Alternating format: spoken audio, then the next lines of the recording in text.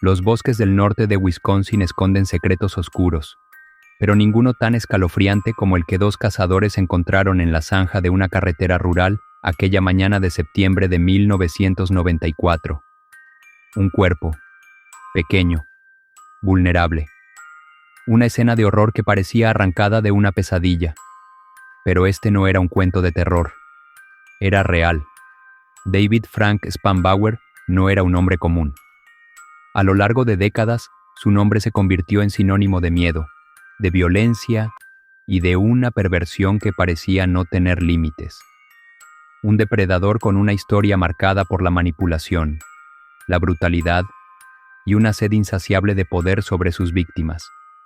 Hoy, desentrañamos la historia de un asesino que burló la justicia durante demasiado tiempo, hasta que el peso de sus propios crímenes lo alcanzó.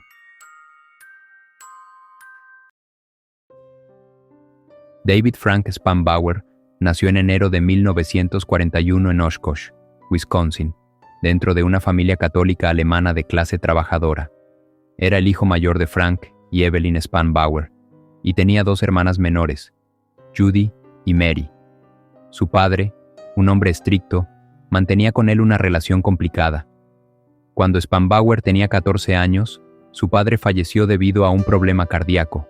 El expediente juvenil de Spanbauer reflejaba una serie de problemas con la ley durante su adolescencia, con numerosas anotaciones tachadas. Abandonó la escuela secundaria de Oshkosh poco después de cumplir 17 años y decidió unirse a la Marina. Sin embargo, su paso por el ejército fue un fracaso. Enfrentó 3 juicios militares por ausentarse sin permiso y pasó 7 meses en el calabozo. Los médicos navales enviaron una carta a su madre advirtiendo que su hijo necesitaba atención psiquiátrica, pero el asunto no tuvo seguimiento. Finalmente, fue dado de baja deshonrosa y regresó a Wisconsin en noviembre de 1959. Tras su intento fallido en la Marina, Spanbauer volvió a la escuela secundaria de Oshkosh con la intención de retomar sus estudios. Sin embargo, sus tendencias criminales lo llevaron a cometer su primer delito grave.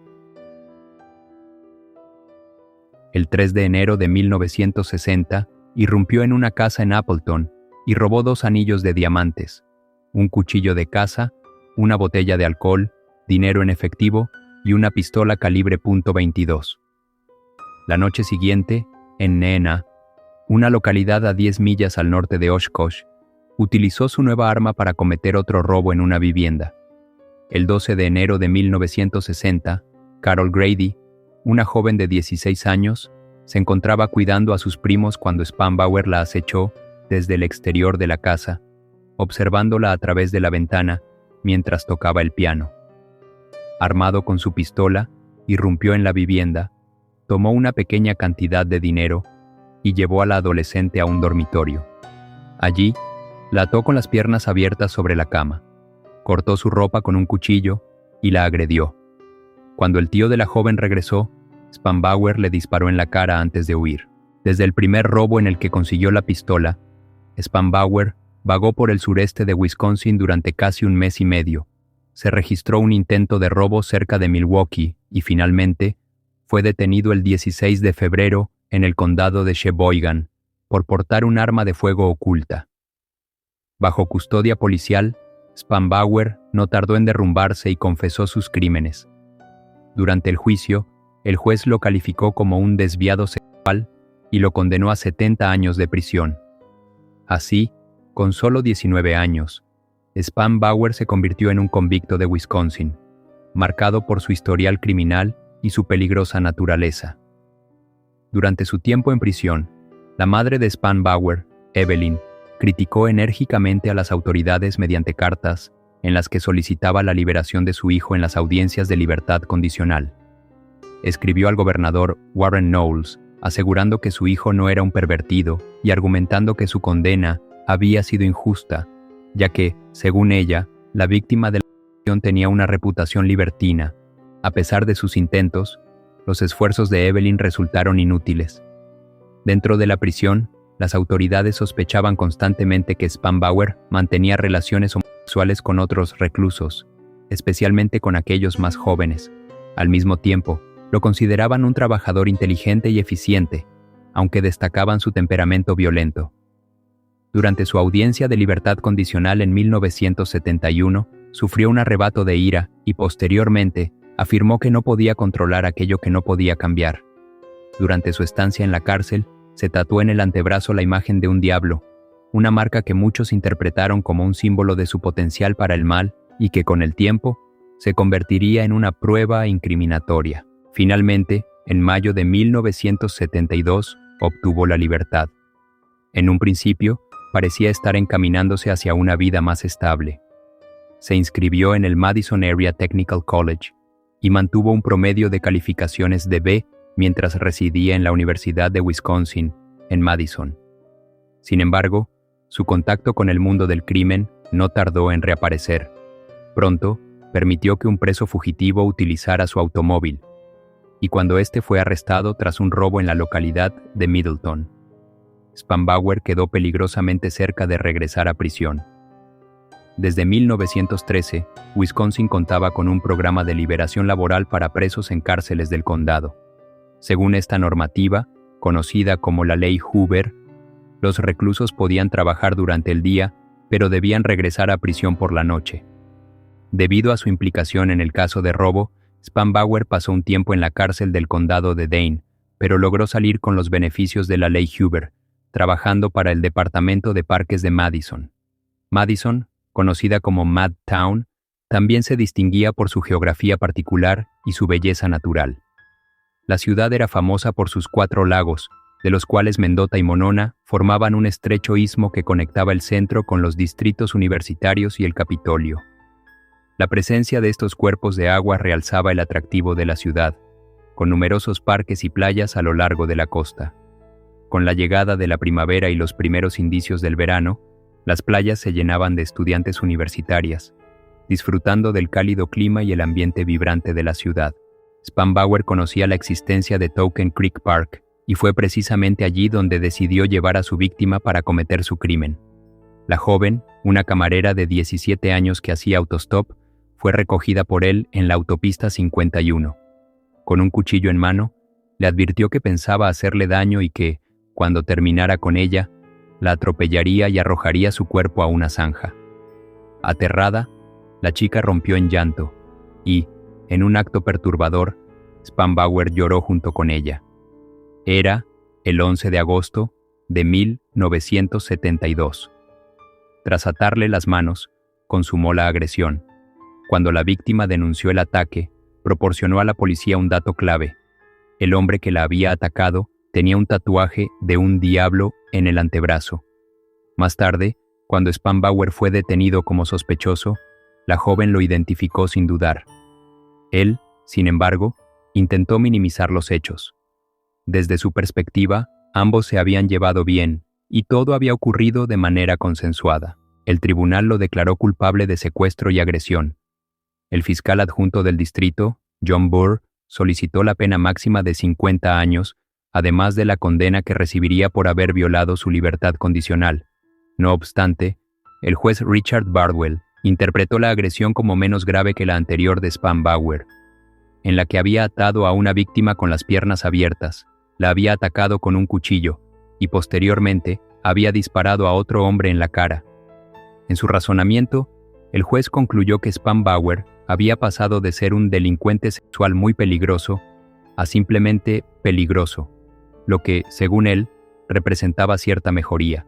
Aunque reconoció que el acusado seguía siendo un sociópata, consideró que sus tendencias ya no eran tan extremas. Finalmente, le impuso una condena de 12 años de prisión, a cumplir de manera simultánea con la pena por la revocación de su libertad condicional.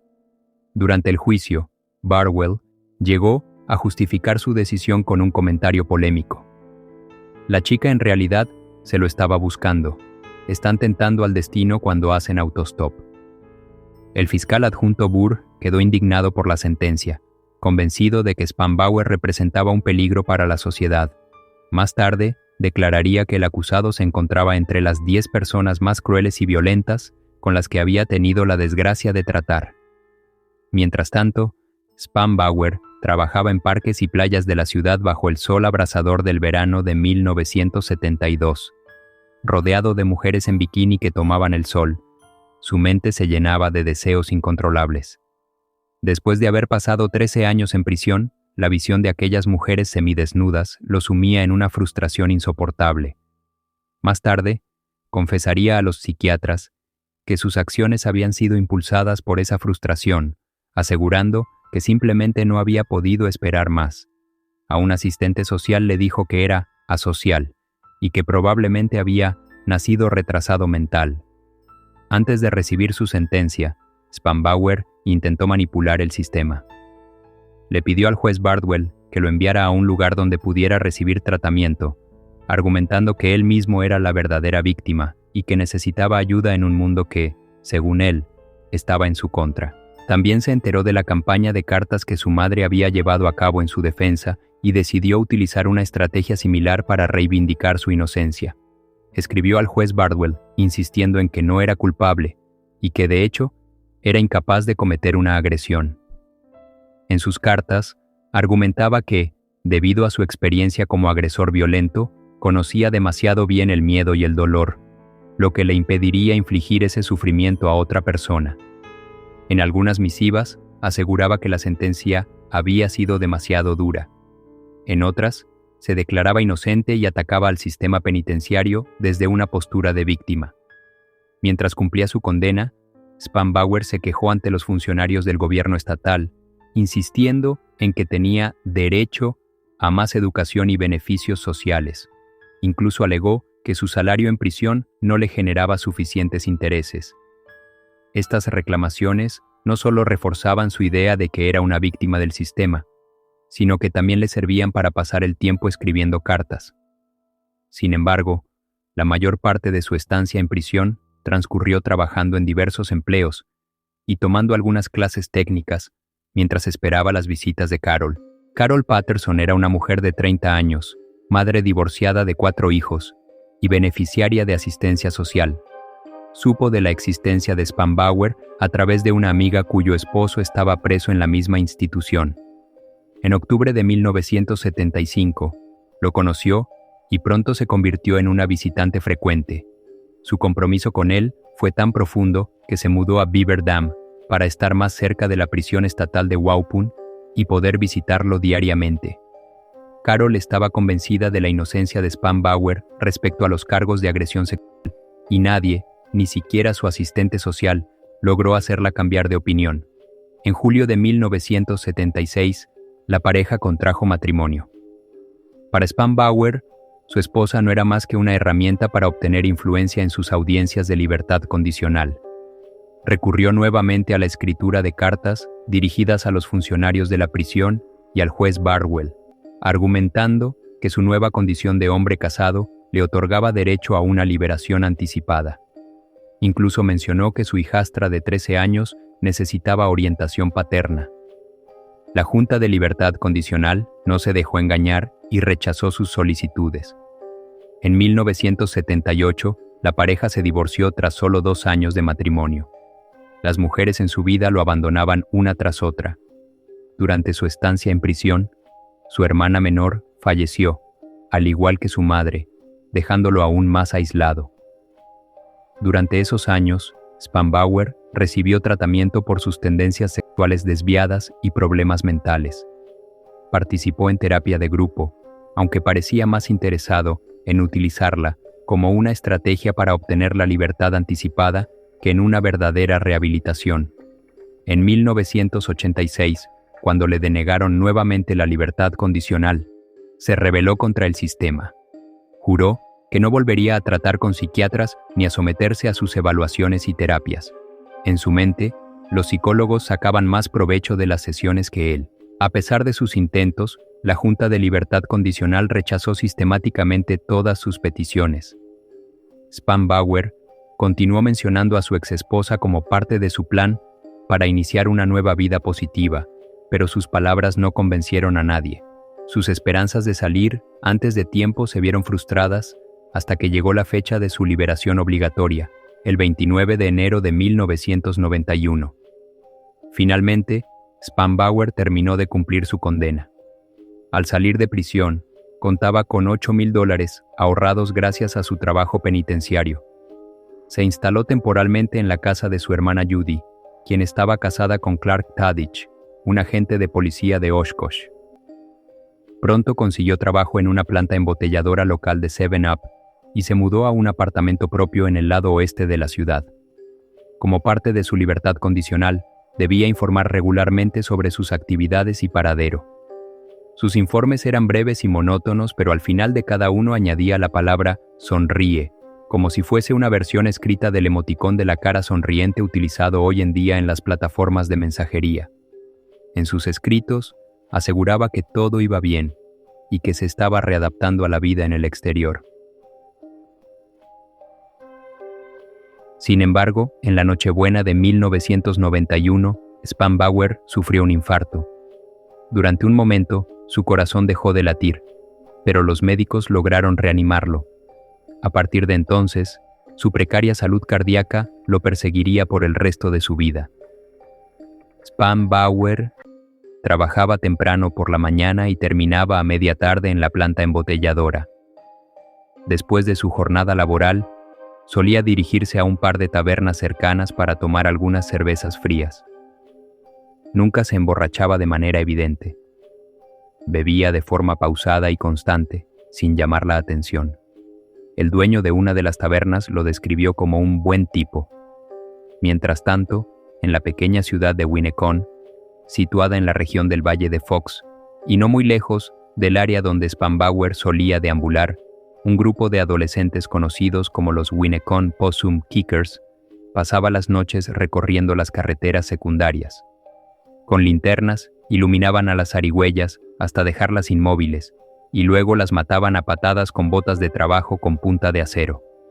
Era su forma de entretenimiento nocturno en una época en la que mujeres y niñas comenzaron a desaparecer. Winneconne también era el hogar de Laura de Pies, una joven de 20 años que trabajaba en el centro comercial Fox River Mall en Grand Chute. El 19 de agosto de 1992, tras finalizar su turno, se dirigió a visitar a unos amigos en Menasha, pero nunca llegó a su destino. Sus amigos encontraron su automóvil cerrado en el estacionamiento del departamento donde vivía. Spanbauer, casualmente, había comenzado sus vacaciones de verano el día anterior. Hasta la fecha, Laura de Pies sigue desaparecida. Días después, otra niña desapareció. Su bicicleta fue encontrada abandonada cerca de su casa rural en Ripon, en el condado de Fond du Lac, el 23 de agosto de 1992. 6 semanas después, su cuerpo apareció en una zanja a unas 100 millas de distancia, en un campo de maíz cerca del parque estatal Tower Hill, no lejos del río Wisconsin. La víctima, Ronelle Eichstedt, tenía solo 10 años. Spanbauer la ultrajó y la asesinó, utilizando su vehículo, un Eagle Premier de 4 puertas de 1988, para transportar su cuerpo. Más tarde, vendió el automóvil y adquirió un Pontiac Bonneville marrón de 1991. Casi 2 años después, el 4 de julio de 1994, Miriam Starija, de 24 años, paseaba en bicicleta por una carretera rural cerca del parque estatal Hartman Creek, cuando un Pontiac marrón la embistió con tal fuerza que la bicicleta se estrelló. Spanbauer descendió del coche con un arma en la mano y le dijo que solo intentaba asustarla. Sin embargo, un vehículo que circulaba por la carretera redujo la velocidad al ver la escena. Ante esto, Spanbauer volvió a subir a su coche y huyó. Starija denunció el incidente a la policía y el FBI contrató a un artista profesional de California para elaborar un retrato del atacante. Se realizaron 6 bocetos distintos con diferentes perfiles de cómo podría lucir el sospechoso. Sin embargo, los investigadores estatales y federales dudaban de la fiabilidad de los retratos, por lo que decidieron distribuirlos únicamente entre los organismos policiales involucrados. Ya tenían numerosas pistas que seguir y querían evitar una avalancha de información errónea si los bocetos se hacían públicos. El verano y el otoño de 1994 representaron para Spanbauer el periodo de mayor libertad que había experimentado desde que tenía 19 años. Fue una sensación abrumadora y la aprovechó al máximo. Para él, el robo, la violencia y el asesinato se habían convertido en adicciones, siempre que no lo atraparan. Durante esos meses, su ola de crímenes se extendió por toda la región de Fox Valley. Sus robos a domicilios solían planearse sin confrontaciones. Su intención era entrar y salir sin ser visto. Sin embargo, si encontraba a alguien en casa, no dudaba en sacar su pistola para someter a la víctima. El 9 de julio de 1994, menos de una semana después de su ataque a Miriam Stariha, Spanbauer irrumpió en una vivienda en Appleton, creyendo que estaba desocupada. Sin embargo, dentro se encontraba Trudy Jeschke, una joven de 21 años, en uno de los dormitorios. Al verla, Spanbauer le disparó un tiro en el pecho. No podía permitir que quedara un testigo. Spanbauer abandonó el arma en Menominee Park, Oshkosh, después de dispararle a su víctima, quien falleció a causa de la herida de bala.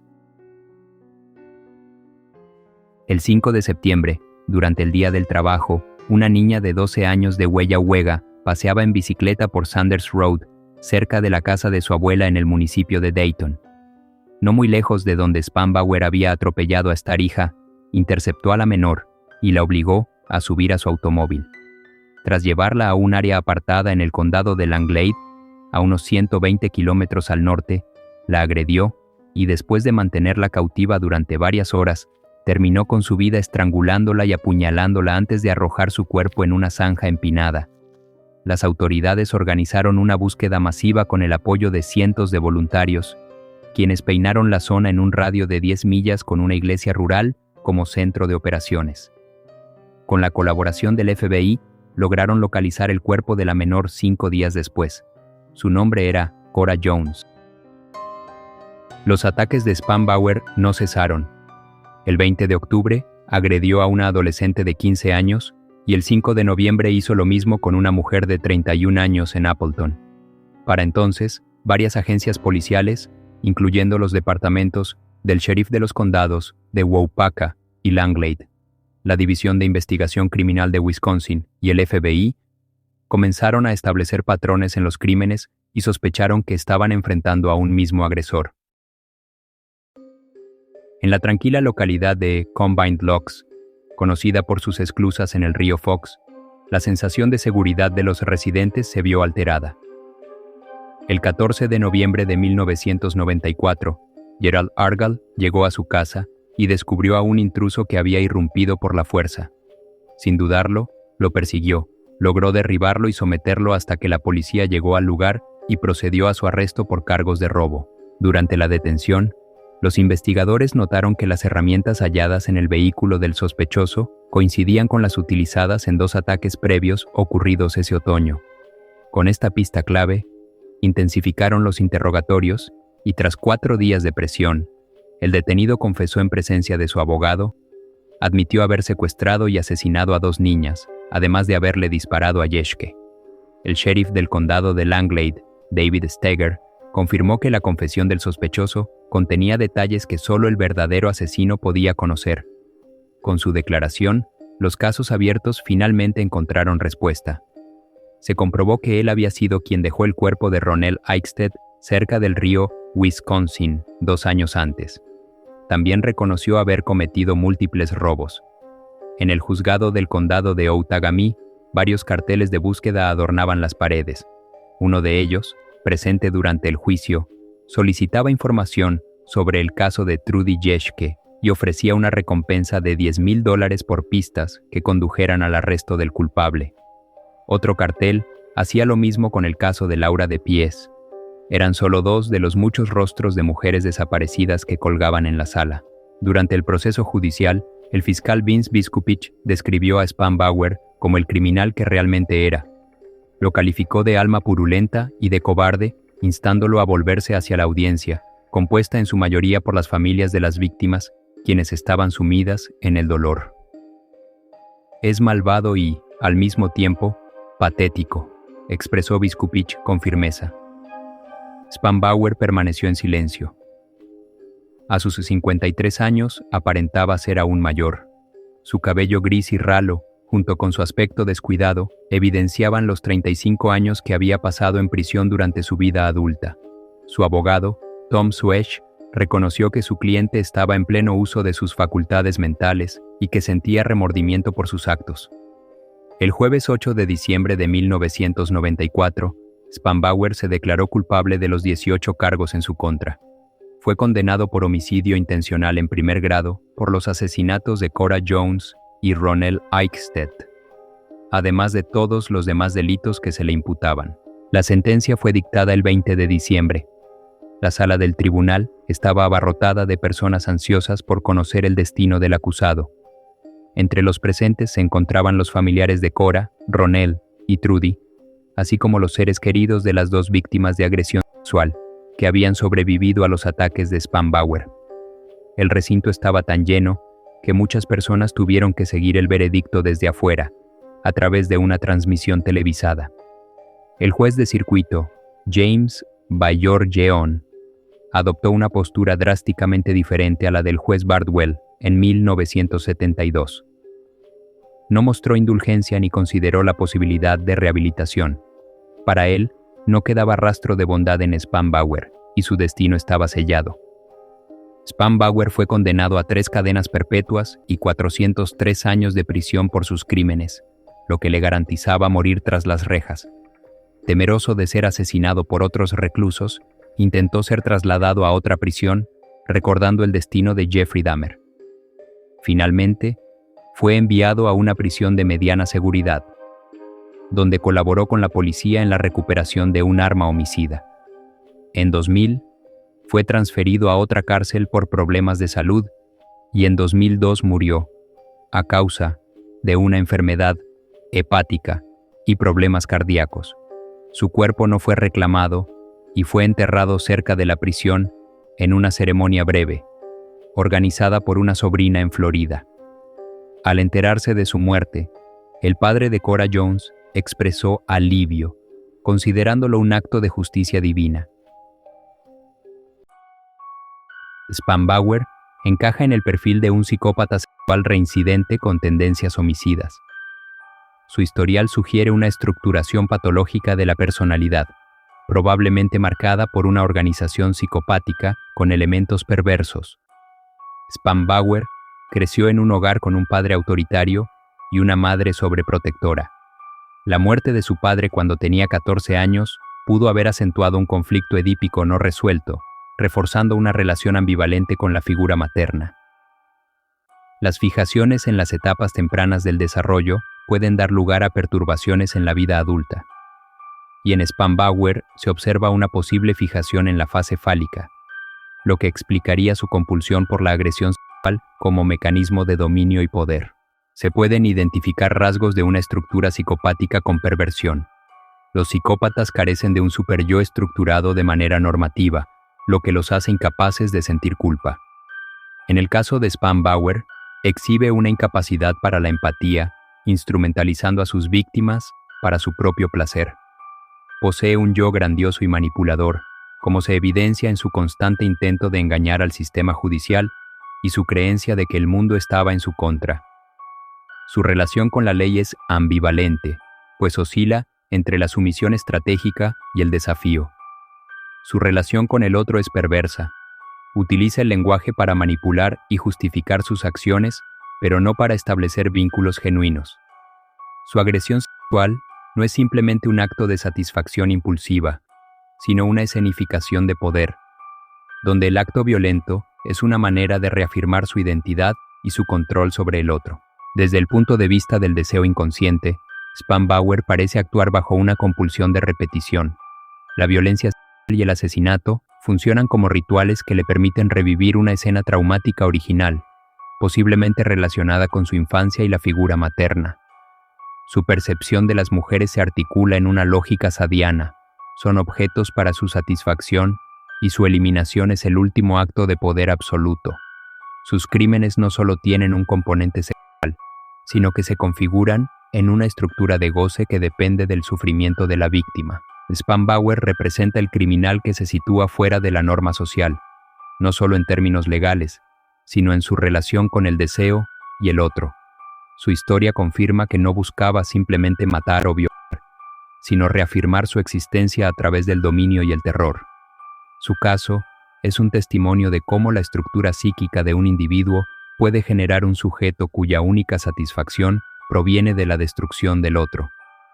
Este análisis sugiere que Spanbauer no era simplemente un criminal peligroso, sino un sujeto cuya organización psíquica lo hacía incapaz de detenerse, pues su existencia misma dependía de la transgresión.